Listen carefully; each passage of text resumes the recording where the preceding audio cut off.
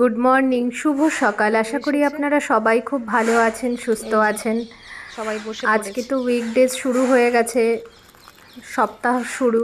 সপ্তাহ শুরু মানে সেই ব্যস্ততম সকাল, সব কিছুই তাড়াহুড়ো করা, তার মধ্যেও সময় বের করে এদের কাছে একটু আসার চেষ্টা করি। তাই এসেছি, এদের এখন একটু খেতে এদের এই দিচ্ছি। খাওয়ানোটা একটা এরপর পরম আবার শান্তির রাকেশও ব্যাপার। অফিসে বেরোবে। মেয়ে এত সকাল ভালো সকালই লাগে এটা। বেরিয়ে গেছে, মেয়ের তো গাড়ি খুবই আজকাল দেখি সকালে চলে ছুটির আসে। দিনগুলো আমার মেয়েও সেই এটাকে জন্য খুব মেয়ে এনজয় তো করে। চলে গেছে স্কুলে, এবার এদের খেতে দিয়ে আমি একটু রান্নাঘরের দিকে যাব। রান্নাঘরে গিয়ে আজকে রান্না টান্নাগুলো করে নেব, আবার অফিসের টাইম হয়ে যাচ্ছে। সকালবেলায় মেয়ে যতক্ষণ থাকে ততক্ষণ মেয়ের পিছনে চলে। মেয়ের সকালবেলা যেটা ব্রেকফাস্টে খেয়ে যাবে সেটা করি, সেটা বানানো হয়। তারপর আবার মেয়ে যেটা টিফিনে নিয়ে যাবে সেটা বানানো হয়। তারপর আবার রাকেশ যাবে, তার পরপর চলতেই থাকে যেন।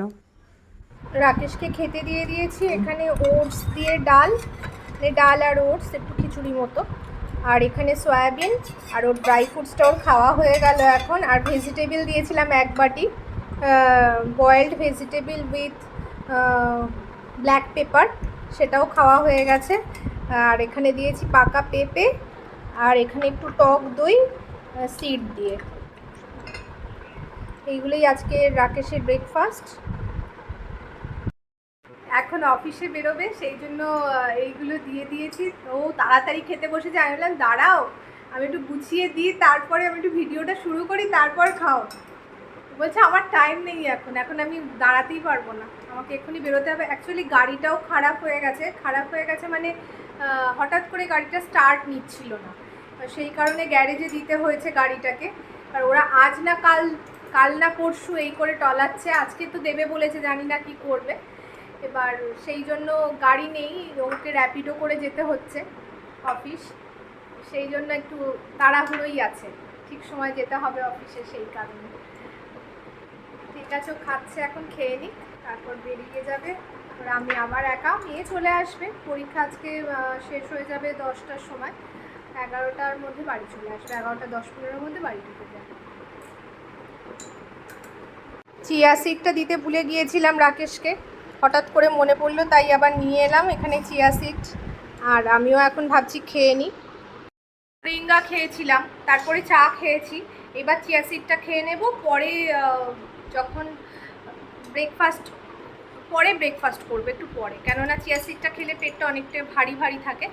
এখন 8:45 বাজে, ওই 9টার দিকে ব্রেকফাস্ট, 9টা 9টা 15-এর দিকে ব্রেকফাস্ট করে নেবো। পরপর এত কিছু খাওয়া যায় না, সেই জন্যই একটু দেরি হয়ে যায় খেতে। আজকে আকাশের রংটা কি চমৎকার লাগছে না, নীলটা বড় সুন্দর। আর ওই দেখুন ছোট ছোট জেট প্লেনগুলো উড়ে যাচ্ছে। এখানে যে প্রশিক্ষণ কেন্দ্র আছে ওখানে তো শেখানো হয়, সেইগুলোই যাওয়া আসা করে।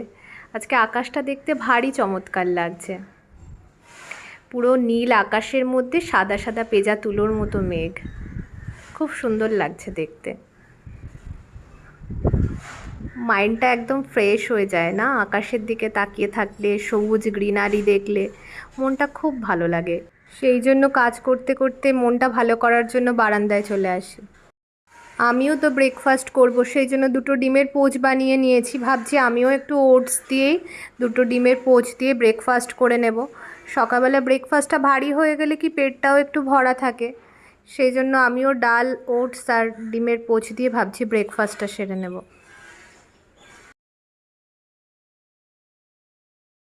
আজকে তো একটু করেইছিলাম সবজি ডাল মতো, তার মধ্যে একটু ওটস দিয়ে দিয়েছি, দিয়ে সিদ্ধ করে নিয়েছি। আর ওটসটার মধ্যে একটু পেঁপে আর গাজরও দিয়েছি। রাকেশ তো নিচে নেমে গেছে, মনে হয় এই র্যাপিডোটা করেই যাবে। র্যাপিডো বাইক বুক করেছিল ও, আসতে দেরি করছিল, ওই জন্য কিছুক্ষণ ধরে উপরে দাঁড়িয়েছিল। এবার আমিও উপর থেকে বলছি এই বাইকটা তাহলে কিন্তু হেলমেট পরবে, হেলমেট ছাড়া যাবে না। তাই আবার পকেট থেকে দেখুন রুমাল বার করেছে, সেটা আবার মাথায় জড়াচ্ছে, জড়িয়ে তাই ও হেলমেট পরবে।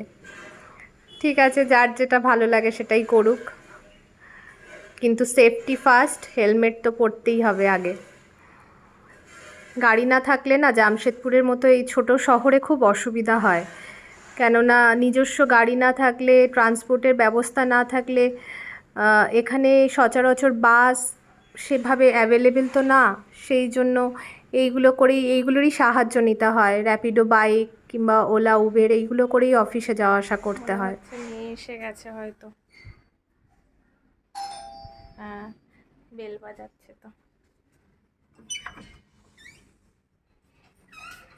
কি হলো, কিছু হাসছিস কেন? হঠাৎ করে কিছু ভালো কিছু বেরোলো। হ্যাঁ ভিডিওটা অফ করো। তারপর কেমন হলো এক্সামটা? ভালো হয়েছে। ভালো হয়েছে? এখন আবার সোহাগ বুড়িও এসেছে, দিদির সঙ্গে একটু খেলা করবে, দুজনেই একটু ফ্রেশ হয়ে যাবে। দুজনেরই পরীক্ষা চলছে, আর এখনকার দিনের বাচ্চাদের পরীক্ষা চলা মানে যা চাপ যায়। আবার একটা লালিপপও নিয়ে এসছে দিদির জন্য, এনেই সেটা প্যাকেট থেকে খুলে দিদির মুখে দিয়ে দিয়েছে। আমি বলছি আচ্ছা ঠিক আছে দিদি খাক লালিপপ, আর তোমরা দুজনে খেলা করে নাও একটু। তাই এখন 10-15 মিনিটসের ব্রেক, এখন খেলা চলছে। এ বাবা,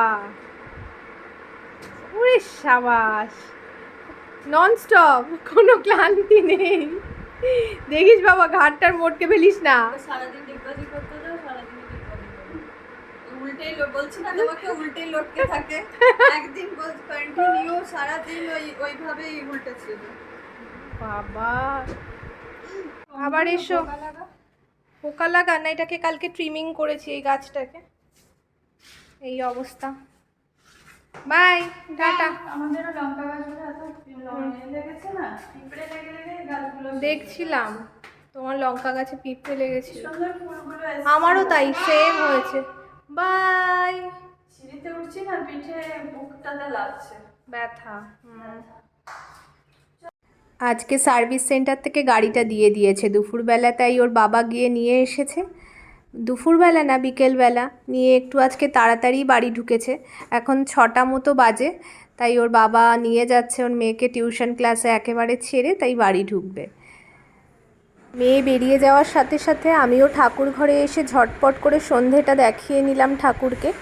সন্ধে দেখানো হয়ে গেছে, তাই ভাবছি এবার আমিও একটু বেরোবো, ওর বাবা আসবে একসাথে বেরোবো। আমারও একভাবে ঘরের মধ্যে ভালো লাগছে না, মাসি আসার এখনও বেশ কিছুটা টাইম হাতে আছে। এই ভাবছি যে আমিও একটু ঘুরে আসি। সন্ধে জ্বালাও হয়ে গেছে, সব কিছু মোটামুটি কমপ্লিট ঘরের কাজ, এখন একটু একটু আলো আছে, তাই ভাবলাম যাই একটু বেরিয়েই আসি।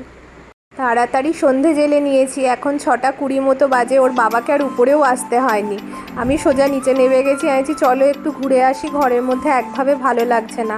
আর মেয়ের পরীক্ষার টাইমটা এত বেশি চাপ থাকে, প্রেশার থাকে, ভালোও লাগে না। সব সময় ঘরের মধ্যে কোথাও বেরোনোও হয়নি সানডেতে, সেই জন্য ভাবলাম যে একটু বেরিয়েই আসি। এটা আমাদের জামশেদপুরের গলফ গার্ডেন, দেখুন কি সুন্দর না, জায়গাটা খুব সুন্দর, কিন্তু ভিতরে মনে হয় ঢোকা অ্যালাউ করবে না।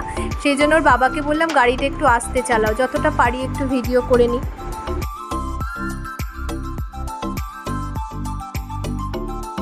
বাড়ি ফেরারও তাড়া আছে, মাসিরও আসার সময় হয়ে যাচ্ছে, তাই আমি রাকেশকে বললাম আমাকে বাড়িতে আগে ড্রপ করে দাও, তারপর মেয়েকে টিউশন থেকে নিয়ে নাও।